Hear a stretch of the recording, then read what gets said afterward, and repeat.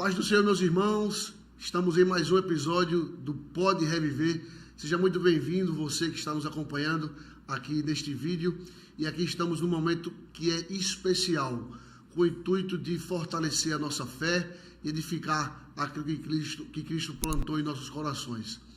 Dia muito especial que estamos com nosso amigo, querido pastor e cantor Messias Santos, lá da Assembleia de Deus Madureira de Goiânia, do estado de Goiás. Seja bem-vindo, pastor, ao nosso Pode Reviver. Que alegria poder estar com vocês, Davi e todos os amigos do Pode Reviver. Eu tenho certeza que essa será uma noite muito marcante. Fica até o final, que tem muita surpresa de Deus para você e para mim também. Que aleluia. Você é um querido da casa, da nossa querida Reviver em Cristo. E primeiramente saiba que nós somos muito abençoados e agraciados por ter a sua presença em momentos tão especiais aqui na nossa igreja. Obrigado, viu, por todo o carinho. Eu que agradeço estar com vocês. Por essa pessoa que o Senhor é para nós. Nós temos acompanhado o seu ministério e temos visto o que Deus tem feito na tua vida, não só na parte da palavra, mas também nas canções. E eu queria saber de você, como foi a sua caminhada com Cristo, como se deu a sua conversão e como nasceu dentro de você esse amor por Jesus. Uau! Falar disso é voltar no tempo, né? Eu me lembro de quando minha mãe começou a contar pra gente as nossas histórias sobre o contexto do que era ser cristão e como foram os desafios da minha mãe. Minha mãe foi alguém que veio de uma vida muito difícil. Durante muitos anos da vida da minha mãe, ela foi de um centro espírita. Minha mãe era até de mesa branca, mas os anos se passaram e não vendo o meu pai mudar de vida. Meu pai viveu durante muito tempo no alcoolismo, e um belo dia minha mãe dobrou o joelho e disse: Deus, se tu existe, eu quero que você mude a vida do meu marido. Naquela semana minha mãe se encontrou com uma tia que já pertencia a uma igreja evangélica, aceitou Jesus como seu Senhor e Salvador, e ali começa o período em que minha mãe começa a caminhar com Jesus. Passado algum tempo, Deus muda a realidade do meu pai vem para a presença de Deus. E é interessante que minha mãe sempre tinha o mesmo costume. Ela deixava a roupa do meu pai passada em cima da cama todos os dias de culto, porque ela dizia: em algum momento Deus vai mudar a história dele, ele vai pegar essa roupa e ele vai para o culto. Já um belo dia profético, né? Exato. Um belo dia de domingo, a minha mãe está dentro da igreja, o ciclo de oração está cantando. Quem é da Assembleia de Deus sabe do que eu estou falando. Minha mãe está cantando no ciclo de oração, meu pai entra pelas portas da igreja, se dobra diante do altar e aceita Jesus como seu Salvador. Uau. E como meu pai era músico, sempre foi músico, dali foi onde começou essa veia musical para todos nós, e por sua vez lá em casa todo mundo canta. Mas eu sempre digo que filho de crente não é crente. Isso. Só é crente depois que tem a decisão de aceitar Jesus como seu Senhor e Salvador. Então, aos 9 anos de idade, eu me entrego a Jesus como meu Senhor e Salvador, e começo a minha caminhada com Cristo. Daí, então, entre brincadeiras de culto dentro de casa, e um dirigia, o outro pregava, o outro cantava, ali nós iniciamos o nosso ministério, e ouvindo o tempo todo Deus sempre usar alguém para dizer que em algum momento Ele nos levaria pelas nações, que Ele faria grandes coisas. Então foi dessa casa que eu cresci. Uma casa que tinha tudo para dar errado, mas tudo que pode dar errado passa a dar certo quando Jesus entra na casa. Isso é muito importante saber que o chamado que Deus tem para a gente nasce de cenários improváveis, né? E aconteceu isso na sua vida. E aconteceu isso na vida de outras pessoas também. E isso é lindo ver o que Deus tem feito. E dentro desse seu ministério, você tem feito várias viagens, levado a palavra do Senhor em forma de canção, em pregações, dentro do Brasil. E Maceió já veio quantas vezes aqui pra gente? Terceira vez. Terceira vez. Já disse para você para alugar um apartamento aqui, né? Em fevereiro é capaz da gente estar aqui de novo, no Conarrec. No Conarrec. Já disse para o senhor para alugar um apartamento aqui, para a gente estar junto aí. E dar glória a Deus mais vezes com a família, né? E dentro desse seu chamado que o senhor teve para Deus, qual foi o hino que o Senhor te deu de forma muito especial, que não poderia deixar de trazer você aqui e não fazer uma palhinha pra gente, né? Boa, boa. Que você pode trazer para nós? Eu sempre falo que as melhores canções não são simplesmente aquilo que nós escrevemos, mas o que está por trás da canção, né? E uma das canções que mais me marcam, talvez uma das que eu mais gosto nesse momento, é a canção Não Há Lugar. Eu me lembro de um período em que havia uma guerra aqui dentro. E, na maioria das vezes, quem nunca sentiu guerras e quem nunca pensou em desistir por conta das adversidades que passa. E em uma madrugada, em um complexo de inferioridade terrível e sofrendo de depressão, eu dobrei o meu joelho para orar e eu disse: Jesus, eu não sei mais o que eu vou fazer, eu não sei mais qual atitude tomar, eu só sei que eu quero desistir. E se o Senhor me ama o suficiente, que eu feche os meus olhos e só acorde quando eu chegar aí na glória. Era uma adversidade tão grande que nós estávamos passando, crise em todas as áreas da vida, questionamentos acerca de para onde ir e o que fazer.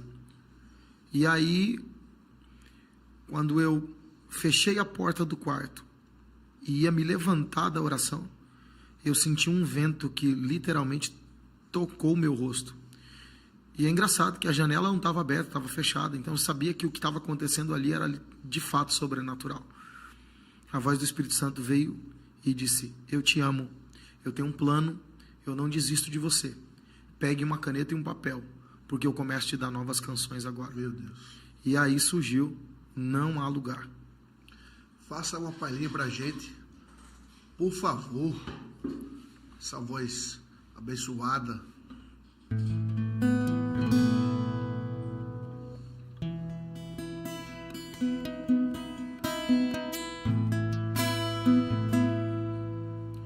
Jesus, Tu és a palavra para descrever minha canção de amor. Jesus, me deixa ficar aqui. Eu descobri, não sou nada sem ti. Eu poderia estar em outro lugar, mas não há lugar melhor. Não há lugar melhor. Não há lugar melhor. Não há lugar melhor que os seus braços, que os seus braços. Jesus, Tu és lindo, incomparável, inexplicável. Jesus,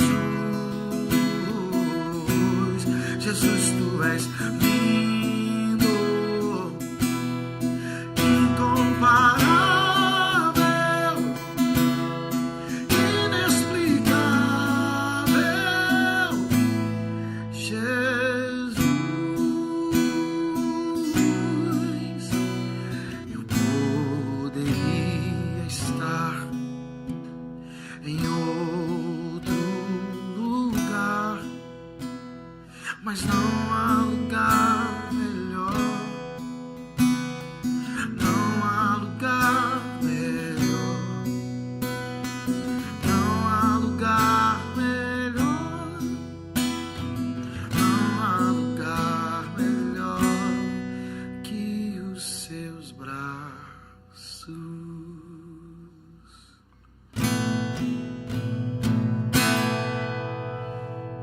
Glória a Deus. Essa canção foi entoada agora no culto, né? No nosso culto de domingo.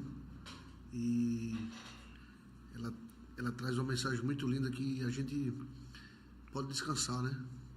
Que estamos no braço do nosso Deus. Pastor, eu rapidamente entrei aqui no seu Instagram para dar uma olhadinha aqui. que eu sabia que tinha umas bandeirinhas aqui.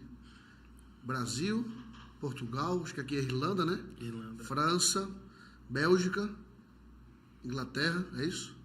Eu acho que tem... Tem mais aqui, né? Tem um pouquinho mais, mas a gente quase não coloca, né? E estou vendo aqui Angola. O senhor esteve lá em Angola com um evento que eles fizeram lá no ano passado, né? Onde o pastor Vinícius Diniz estava lá com o senhor. E eu queria que o senhor me dissesse como foi a experiência de estar naquele local, com a cultura diferente, bem diferente da nossa, o tipo de louvar bem diferente, mas o que é que te trouxe assim de impacto para a vida cristã a partir daquela ida ao continente africano? De tantos lugares, Davi, que eu estive, tem muita gente que tem aquele costume de dizer, eu sou apaixonado pelos Estados Unidos, meu sonho é conhecer os Estados Unidos. E olha, quando eu estive na América, a experiência não foi tão extraordinária quanto tudo que eu vivi na África. Eu poderia aqui selecionar inúmeras experiências que eu tive, porque, de fato, todas foram extremamente marcantes.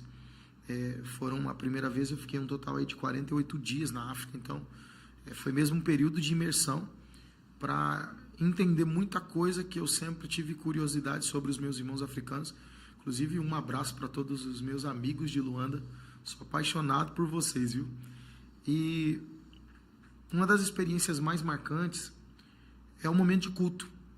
Eu cheguei a estar em um culto, que o culto começava às 6 horas da manhã e ele acabava às 17 horas do mesmo dia. E eu achei que era quase que impossível vivenciar um culto desse. E foi um dos cultos mais marcantes que eu já tive em toda a minha história. Dentre o culto, uma coisa que aconteceu que me marcou muito, e é um relato que eu quero deixar aqui, foi uma irmã. Durante o culto, a glória de Deus se manifestando, e ela estava descalça. E com os pés no chão, ela glorificava, ela saltava, ela adorava, ela sapateava no ambiente de culto. E quando eu olho à distância, eu vejo que os pés dela estavam sangrando. Meu Deus. O piso da igreja era um piso branco, eu vi que os pés estavam sangrando. E aquilo me chamou muita atenção, porque mesmo com os pés sangrando, ela continuava adorando a Deus, sapateando e com tudo que ela podia naquele ambiente de culto. Aquilo me intrigou, e quando acabou o culto, eu a chamei em um canto e disse: irmã, qual é a motivação que te leva a adorar a Deus num ambiente de culto como você adora? Ela me respondeu: pastor, eu tenho um total de 10 quilômetros de percurso para chegar até a igreja. No trajeto de casa para a igreja, a sandália, que já era muito velha, arrebentou. E eu tinha duas opções: ou eu voltava para casa e perdia o culto, ou eu feria os meus pés, mas participava do culto. Eu decidi ferir os pés, porque para alguém que teve uma vida toda a alma sangrando, o que são os pés sangrando se a alma agora está sarada? Verdade. E as lágrimas começaram a descer no meu rosto, e eu quis provocar ainda um pouco mais para tentar ouvir algo a mais, porque eu percebi que ali tinha um tesouro de Deus escondido. Eu olhei para ela e disse: irmã, mas qual a motivação para adorar a Deus tanto? Ela disse: pastor, a gente passa uma vida inteira reclamando por não ter nada. Eu não tive casa, eu não tive família, eu não tive, em inúmeros momentos, a oportunidade de poder me alimentar. Mas quando eu conheci a Jesus, eu descobri o meu tudo. Então, mesmo quando tudo parece ser nada, o meu Jesus se transforma em tudo, quando o nada é a minha maior realidade. Então, aquilo me marcou muitíssimo, porque eu passei a entender que a adoração não é um momento de culto. A adoração é a decisão de um estilo de vida. E quando a gente compreende que não tem a ver com o momento, não tem a ver com o lugar, não tem a ver com o que eu estou passando, mas tem a ver com a decisão que eu tomo de ser um adorador, apesar do ambiente, apesar do momento, as coisas criam um sentido diferente. Naquela manhã, vir aquela irmã sangrando fez com que eu passasse a valorizar ainda mais tudo que Deus já nos deu. Mas, acima de tudo, entender que adoração é decisão e não é sentimento. Eu decido adorar, eu decido ser adorador, eu decido fazer da minha vida um estilo de vida de adoração. E aquilo foi talvez uma das coisas dentre inúmeras que me marcou muito. Adoração, um estilo de vida, uma decisão. Isso é muito forte porque a gente, com todo o conforto, né, que a gente tem aqui, a gente muitas vezes se omite daquilo que deve ser feito para Cristo, né? E assim, eu ainda não tive a oportunidade de visitar o continente africano, mas tanto ouvir da sua parte quanto do pastor Vinícius, que esteve lá, nos edifica muito a visão que é trazida de lá para cá, né? No momento de vocês lá, a gente pôde ver os cultos online ou depois da gravação e vi os irmãos, até às vezes com uma vestimenta meio simples, mas com alegria, como se de fato aquele momento fosse o último aqui na terra. O que você pode falar sobre isso, sobre a adoração deles em meio aos louvores e às danças que é cultural deles naquele lugar? Existe um texto bíblico, Davi, que me chama muita atenção, que é o texto que diz: e da fraqueza tiraram forças. Eu sempre fiz questionamentos acerca desse texto, porque a pergunta é: como é possível alguém encontrar força na fraqueza? Como é possível alguém encontrar esperança na escassez? Como é possível alguém encontrar alegria no período em que se está rodeado de tristeza? E aí você passa a entender que o povo do continente africano, apesar de passar por inúmeras situações, exemplo disso, talvez muitas pessoas não saibam dessa informação, mas tem apenas 50 anos que eles saíram da total escravidão. E eles decidiram viver em Deus apesar do ambiente onde eles trafegam. Eu acho que essa é uma das coisas mais fantásticas, porque nós passamos a ouvir muitas vezes de muitos pregadores em muitos congressos: o céu não está em crise porque o nosso Cristo não tem crise. E quando você entende a veracidade do que isso representa, sua mentalidade começa a mudar completamente. Eu acho que o ponto do continente africano é exatamente nesse sentido. São pessoas que compreenderam que, apesar do ambiente onde elas vivem, estar em Deus é a elevação que as tira de um ambiente caótico. E eu acho que isso para qualquer um de nós deveria ser uma verdade palpável. Estar em Deus é o que nos tira de um ambiente caótico e nos eleva para viver a totalidade de uma vida de qualidade. É compreender que, apesar das lágrimas, apesar do choro, apesar das tribulações, uma vez que eu esteja em Deus, todas essas coisas são passadas. E o reino de Deus não passa a ser somente no arrebatamento da igreja, mas passa a cumprir-se aquilo que foi dito no momento em que ele foi crucificado. Não há mais separação. Aí é aquele momento em que o reino não passa a ser só apenas dentro de uma igreja. O reino não passa a ser apenas quando eu falo sobre ele, mas passa a ser quando eu vivo o reino. Porque agora o reino não vive mais fora, o reino é dentro. E quando o reino passa a ser dentro, uau! Qualquer adversidade que nós passamos é completamente diferente. Aí a gente vai entender o que a Bíblia diz: porque eu sei em quem eu tenho crido. Oh, glória! É sobre isso. É forte. Quantos anos de ministério, pastor? Entre pregações e canções? 17 anos. Não querendo entregar a idade de ninguém aqui, não é esse eu o motivo. Pensei muito sobre isso. Não é esse o motivo.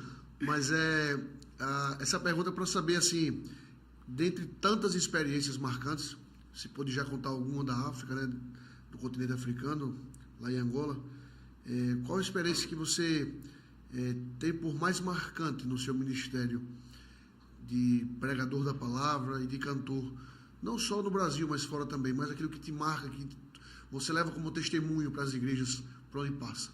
Divida conosco. Davi, eu acho que o maior testemunho que eu já vivenciei dentre tantas coisas, porque são tantos eventos que a gente vai, então testemunho a gente vivencia quase todo dia, sempre tem alguma coisa marcante que Deus nos leva a viver nesse período.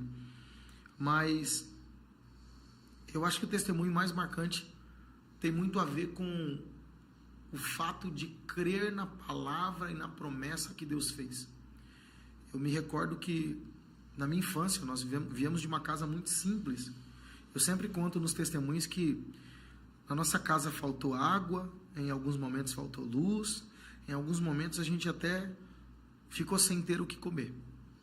Mas a minha mãe tinha sempre um princípio: que falte tudo e que tenhamos que economizar em tudo, mas que não deixemos faltar a presença de Deus em nenhum momento. Um dos pontos mais marcantes da minha história é porque nós morávamos dentro de uma chácara, no meio do nada, e num dado momento meu pai diz assim: vamos para a cidade. E nós fomos morar na favela de São Paulo, especificamente na região de Mauá. E ali na região do ABC, a gente sempre ia em cultos nos lares, né? Quando não tinha os cultos de final de semana, tinha os cultos nos lares. E, gente, que cultos eram esses? Eram cultos para lá de especiais.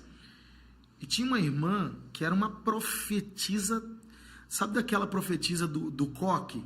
Parece que tem uma antena, uma antena parabólica ligada direto para o céu. Era mais ou menos assim. E o nome dela eu nunca vou esquecer disso, Missionária Davina. Missionária Davina. E ela, simplesmente, num belo dia de culto no lar, a missionária Davina vai na direção da minha mãe, começa a falar em línguas estranhas, segura na minha mão. Eu tinha só 3 anos de idade. E a minha mãe que sempre conta isso, então é impossível esquecer. E sua mãe já transformada, né? Minha mãe já crente do manto, do mistério, também. Canela roxa de orar, era outra realidade. O pai também muito crente. Glória a Deus. E aí ela chega e diz assim: esse menino cruzará os oceanos, conhecerá as nações, porque o Senhor o escolheu com um chamado. Só que você acreditar na palavra profética no momento da euforia e do êxtase do culto é algo muito normal. O problema é quando você sai de um culto como esse e você tem que voltar para o barraco onde você e seus irmãos moravam. Na simplicidade, né? A nossa casa era tão simples, a nossa realidade era tão simples, que era normal um de nós acordar no meio da madrugada, Davi, gritando e dizendo: eu não estou sentindo a minha perna. Aí o outro gritava: é porque você está segurando a minha. Meu Senhor. Em cima né? Todo mundo no mesmo colchão no chão. Então, acreditar que existia uma promessa e que Deus ia cumprir essa promessa era algo assim muito distante para a realidade onde a gente cresceu. E Deus sempre usando pessoas como a missionária Davina. Os anos se passam. E um dia, minha mãe sempre me liga, a gente sempre fala, sempre ora por mim. Um belo dia, minha mãe me liga e eu estou dentro de um avião, indo para um determinado lugar. E ela diz assim: filho, tá indo para onde? Eu disse: mãe, estou indo para o... Aí eu sou interrompido por uma cantora muito de Deus, uma pessoa muito especial, Isadora Pompeu. Beijão para você, Deus te abençoe. E a Isadora olhou para mim e falou assim: você já falou para ela que você está indo para o SBT? Que naquele dia estava indo eu, Isadora e mais algumas pessoas da equipe para o programa do SBT para apresentar uma canção nova e etc. E eu tive o privilégio de ir junto para esse momento de apresentar uma canção nova. E aí eu chego para minha mãe e digo: mãe, eu estou indo para o programa do Raul Gil, estou indo para o SBT. Sabe quando cai a ficha e você... Até aquele momento ali não tinha caído a ficha ainda. Sabe aquele momento que você para e você diz assim: poxa, o menino do barraco, o menino da favela, o menino que cresceu numa casa simples, mas que era marcado e lembrado por Deus todas as vezes que estava num culto no lar, é o mesmo que está dentro do Pássaro de Ferro agora, indo para um programa conhecido pelo país todo. Meu Deus.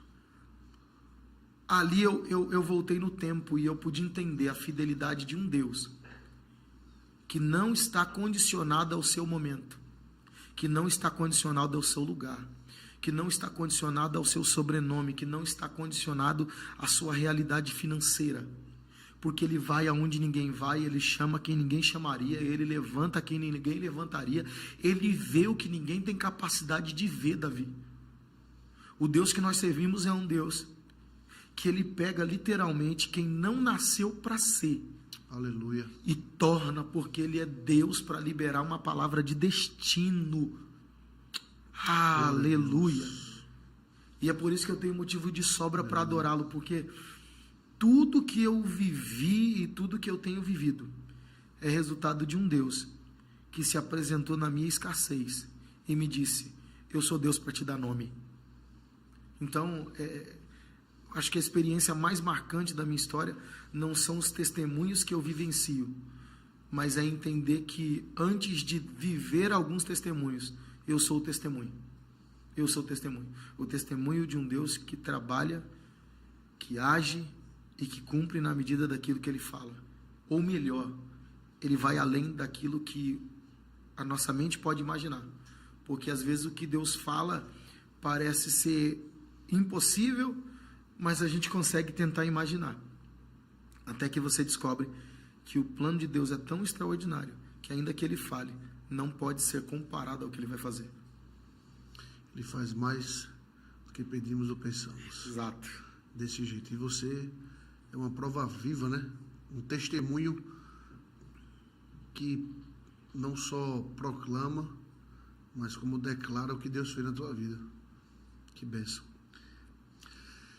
Dentro desse ensejo da musicalidade cristã, que eu não gosto de usar essa palavra gospel, eu gosto de usar a palavra cristã, a partir de qual momento da sua vida você entendeu que você poderia cantar de forma, eu vou usar essa palavra, profissional, um canto que se poderia se apresentar, louvando a Deus, lógico, mas de forma a ser convidado dentro disso aí, se também houve propostas fora do meio cristão para você fazer também? Cara, vamos lá. Saber que eu tinha vocação para cantar, lá no fundo sempre existiu. Porque quando você vem de uma casa, por exemplo, meu pai sempre tocou violão e cantava no mundão, em dupla sertaneja e etc. Até uma curiosidade sobre mim, viu, gente? A minha primeira veia ou minha primeira experiência musical foi sertaneja. Então, gosto, até o dia de hoje ainda gosto muito de sertanejo.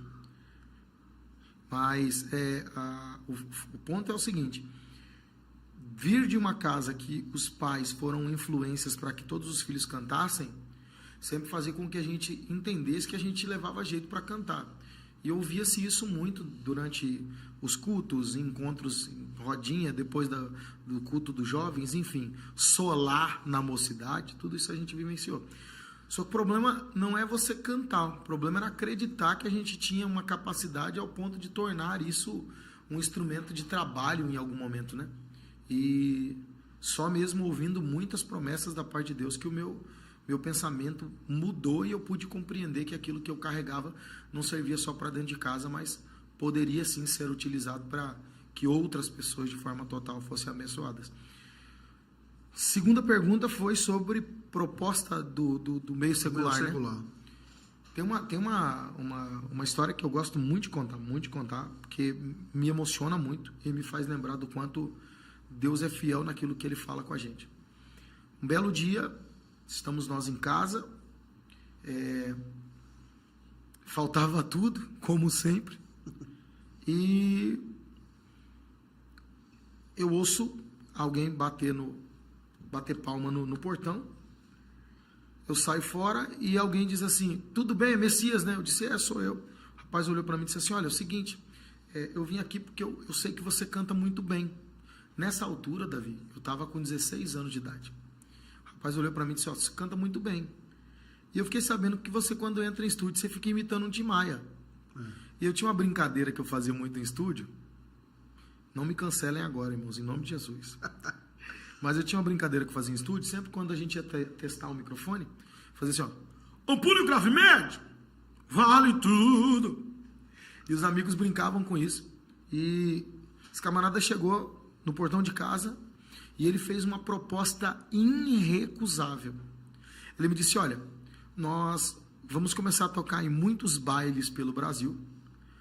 Nós já temos uma assessoria que pretende levar esses trabalhos para o programa do Jô e também vão levar para o Altas Horas.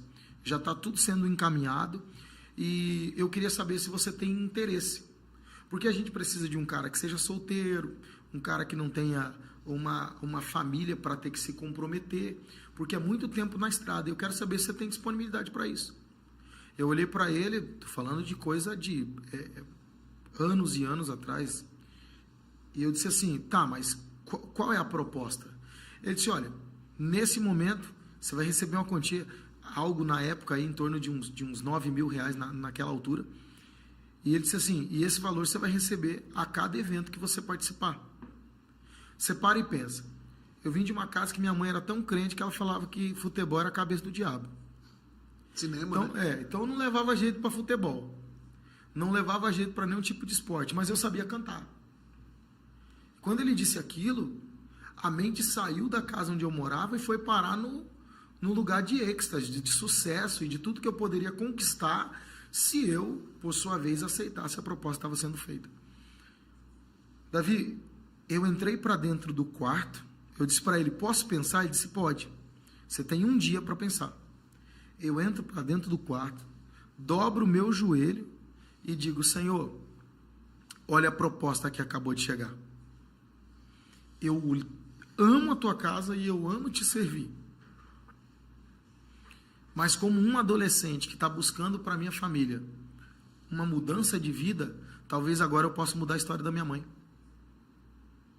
Eu não sei se o Senhor me libera, mas é o meu desejo. Eu quero ser conhecido. Eu quero ter notoriedade. Eu quero poder trazer qualidade de vida para a minha família. E talvez essa proposta pode mudar a minha vida. Nesse dia eu me despeço e eu estou indo para o mundo.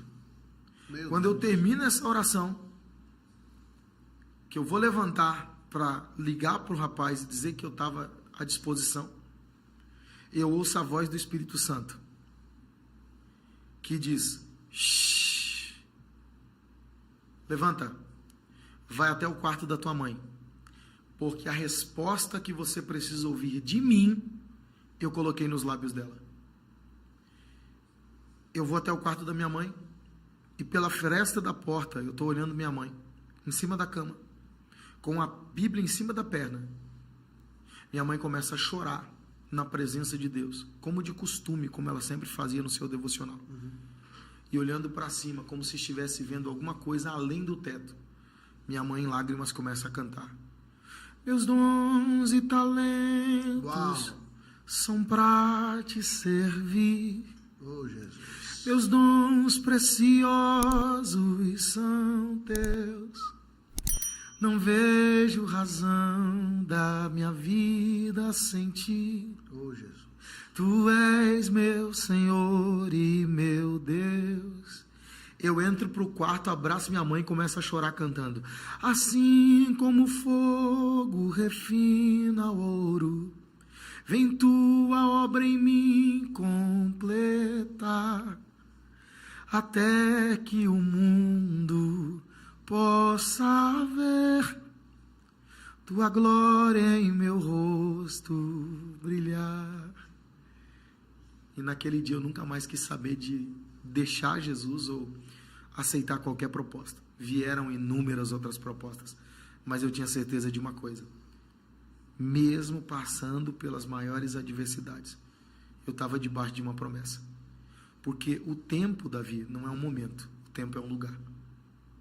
Hoje nós podemos estar nos maiores desafios possíveis, mas a palavra que ele liberou não condiciona você ao momento, te condiciona ao lugar. A voz dele ainda é destino. Foi sobre isso que eu me apeguei. Coisa linda, viu? Que coisa linda. E a resposta veio dentro da tua casa, né? A resposta veio dentro da tua mãe, da tua casa, assim. Poderia ter vindo do púlpito de um pastor, que é bênção, é glória a Deus, mas Deus quis trazer a resposta dentro da tua casa. Eu ouvi um pastor americano falar uma vez que Deus é tão soberano e tão extraordinário que tem horas que ele vai falar dentro de casa, tem horas que ele vai falar no meio de um velório, tem horas que ele vai falar no meio de um sepultamento, porque para ele não tem dia, não tem hora e não tem local. Ele é o Deus que libera a palavra quando ele decide aonde ele quer. Às vezes nós estamos passando pelos piores cenários da nossa história, mas a gente precisa se lembrar, Deus ainda tem uma palavra. E como dizia minha mãe, a última palavra ainda é dele. A última palavra ainda é dele. A última palavra de Deus. E as maiores experiências que a gente tem no nosso quarto, né? É diferente. É quando ninguém vê, né? É o Deus que nos esconde no secreto, para nos revelar no secreto, para nos forjar no secreto, para quando nós fomos apresentados em público, todos possam saber que foi no secreto que nos gerou. Como diz a canção, que Ele é o meu Senhor e meu Rei, né? É sobre isso, é sobre isso. Quem permite ser ministrado pelo Deus do secreto não será abalado quando as tempestades em público chegarem. É um aprendizado. Você que está aí do outro lado precisa entender o que Deus está falando nesse podcast. É forte. Meio que chegando ao fim, caminhando para a conclusão do nosso episódio, com a presença e luz do pastor Messias Santos, cantor e pregador da palavra do Senhor. Qual a palavra, meu pastor, que você deixa para a igreja quanto ao ministério e chamado? É difícil? É fácil? Os holofotes? Fala um pouco para a gente, por favor, sobre isso. Eu acho que eu vou falar diretamente para você que está me assistindo agora. Obstáculos num chamado sempre existirão. O chamado ele começa com o chamamento de Deus. Mas o que nos define é a nossa permanência. Um dia eu ouvi que promessa todo mundo tem. E quando eu questionei a Deus sobre isso, eu disse: Senhor, mas todo mundo tem promessa e o Senhor fez para todo mundo uma promessa. Deus me respondeu: o extraordinário não é receber uma promessa, mas é o que você faz com a promessa que você recebe. Eu sei que às vezes desistir é quase que a melhor opção a ser tomada. Eu sei que tem horas que a gente vai olhar para os sonhos e para tudo aquilo que Deus falou e vamos enxergar como se estivesse muito distante de ser uma realidade. Mas quando você entende que a única coisa que você tem é a palavra que Deus liberou, você passa a entender que quem tem uma palavra de Deus tem tudo. Desistir não combina com quem recebeu de Deus uma palavra. E se você não desistiu, o céu será o limite. Eu sou um menino que cresceu dentro de uma favela. Um menino que veio de uma casa desfavorável. Mas que resolveu se apegar à única coisa que tinha: a palavra que o céu liberou. E se hoje eu tenho viajado por países, tenho estado em alguns congressos, não tem a ver com quem eu sou, mas o que ele viu em mim, e por aquilo que ele viu em mim, resolveu investir em mim uma palavra. E essa palavra deixou de ser apenas um momento e passou a ser o meu destino. Quem tem de Deus uma palavra, tem tudo de Deus. Amém. A gente fica muito feliz com esse momento que passamos aqui, no nosso Pode Reviver. A gente louva a Deus pela tua vida. Saiba que você é um querido aqui da nossa casa, da nossa igreja irmão. Reviver em Cristo, de Maceió, em Alagoas. Reveja sobre pegar um apartamento aqui para trazer sua esposa, sua filha, para passar mais momentos conosco. E saiba que as nossas portas estão sempre abertas. A gente louva a Deus pela sua vida, por esse momento único de testemunho que nós passamos aqui, que ficará gravado para que a gente possa ver, rever e reviver. Deus abençoe a tua vida. Você é o irmão. Amém, que meu a gente irmão. ganhou aqui em Alagoas. Amém. Fazendo assim, eu quero agradecer a todos os irmãos da Reviver em Cristo. Esse povo caloroso, amoroso, atencioso, que de uma forma muito peculiar nos recebem aqui todas as vezes que nós temos a alegria de estar aqui. Louvar a Deus pelo querido pastor Vinícius, a pastora Wedja. Vocês são uma família extraordinariamente amorosa e que nos ensina muito. A toda a diretoria da igreja, a todos os obreiros, enfim, quem de forma direta aparece ou aqueles que são colunas de forma indireta. Deus abençoe e estar com vocês é sempre uma alegria para o meu coração. Amém, meu irmão. Muito obrigado pelo carinho e por todo o trabalho para Jesus que você desempenhou aqui, não só nesse período, mas nos outros e nos futuros que a gente crê que você vai estar com a gente aqui. Amém. Meus irmãos, glória a Deus por mais um episódio do nosso Pode Reviver. Nós somos muito abençoados e agraciados por esse testemunho, né? Pelos testemunhos que o pastor Messias Santos trouxe para a nossa vida aqui nesse episódio. Fomos fortemente edificados e agraciados por tudo que ouvimos aqui. E lembre-se, pode reviver.